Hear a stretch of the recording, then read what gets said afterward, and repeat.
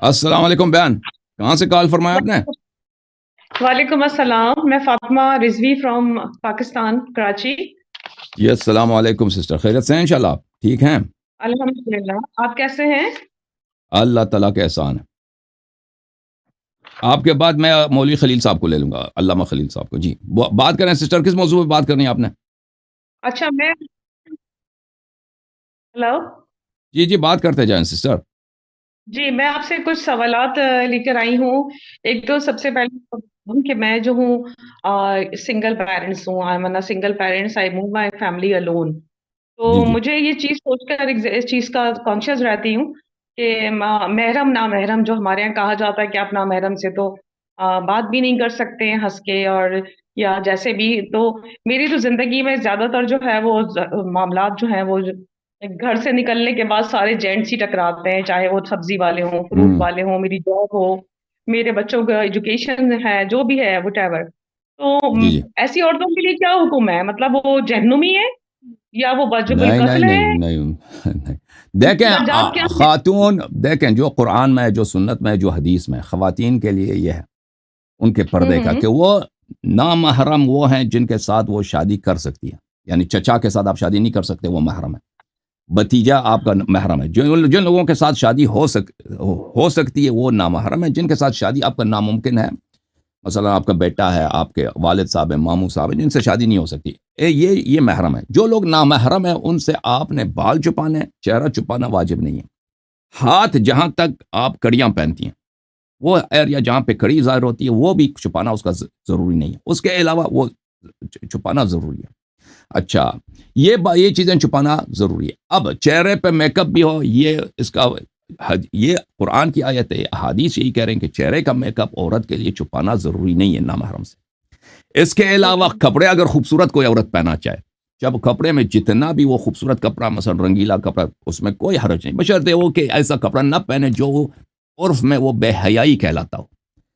بے حیائی والے مثلا کپڑا اس نے وہ ایسا پہنا کہ اس میں ہے ہی بے حیائی، مثلا ایسے اس کے جسم کے اعضاء ظاہر ہو رہے ہیں، گرچہ کپڑا پہنا ہے اس نے لیکن جسم کے اعضاء ظاہر ہو رہے ہیں، جو عرف میں اس کو بے حیائی کہا جاتا ہے، تو یہ پہننا حرام ہے۔ اس کے علاوہ یہ جائز ہے عورت کے لیے۔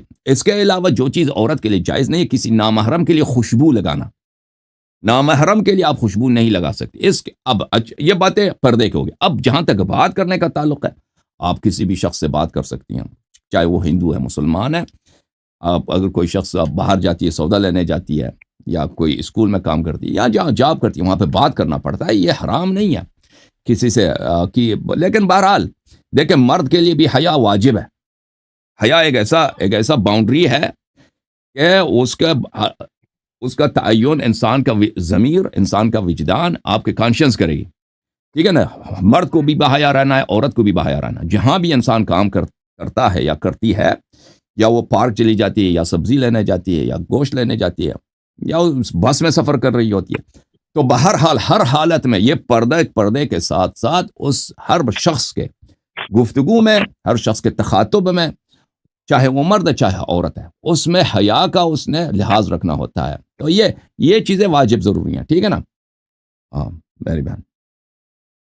میرا دوسرا سوال آپ سے یہ ہے کہ حضرت امام حسین علیہ السلام اور ہمارے مولا مشکل شاہد دو جہاں حضرت علیہ السلام کیونکہ شہید ہیں، تو شہید کو ظاہر سی بات ہے جو شہید ہیں وہ دنیا میں موجود نہیں ہے، لیکن ہوں۔ قرآن کی آیتوں کے حساب سے وہ زندہ ہیں اور وہ رزق پا رہے ہیں۔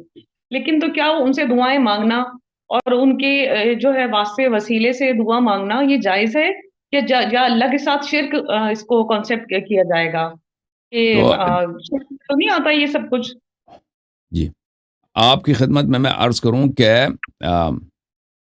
دیکھیں میری بہن، یہاں پہ ایک بات یہ ہے کہ واسطے دینا تو کوئی اس کو منع نہیں کرتا نا، واسطہ ان کے واسطے سے آپ اللہ سے طلب کریں، یہ تو وہابی بھی اس کو منع نہیں کرتا ہے۔ لیکن خود اہل بیت علیہ السلام سے طلب کرنا، یہ کسی نہ شیعہ کے پاس کوئی حدیث ہے، نہ قرآن میں کوئی آیت ہے کہ یہ حرام ہے یا شرک ہے۔ تو جو لوگ اس کو شرک قرار دیتے ہیں، یہ خلیل احمد صاحب سے ہماری گفتگو ہو چکی ہے ایک دو دفعہ، ان کے علماء نے کہا کہ یہ نہ کوئی آیت ہے، نہ کوئی کچھ بھی نہیں ہے، قرآن کے صرف غلط ترجمہ ہے کہ اللہ کے سوا کسی کو پکارو گے تو شرک ہے۔ تو یہ غلط ترجمہ ہے۔ القرآن کی آیت یہ ہے، قرآن کے اللہ کے علاوہ کسی اور کی عبادت کرو گے تو شرک ہے۔ ٹھیک ہے نا. تو لذا یہ اس کو سمجھنے کی ضرورت ہے. دوسری بات یہ ہے میری بہن کہ ہمارے اہل بیت علیہ السلام کے احادیث روایات زیارات میں یہ بات بہت کثرت سے آپ کو ملتا ہے کہ آپ نے اہل بیت علیہ السلام سے آپ نے کیا کرنا ہے, ان سے اپنے حاجات طلب کرنا, یہ مستحب ہے. حاجات چاہے وہ دنیا سے چلے گئے ہوں, ان سے اپنی حاجت طلب کرنا یہ اچھی بات ہے کہ یہ اہل بیت علیہ السلام کے متعدد روایات میں زیارات کے آداب میں یہ مذکور ہے. بہرحال تھینک یو میرے سسٹر. اب آپ کے سوالات کا بڑا شکریہ.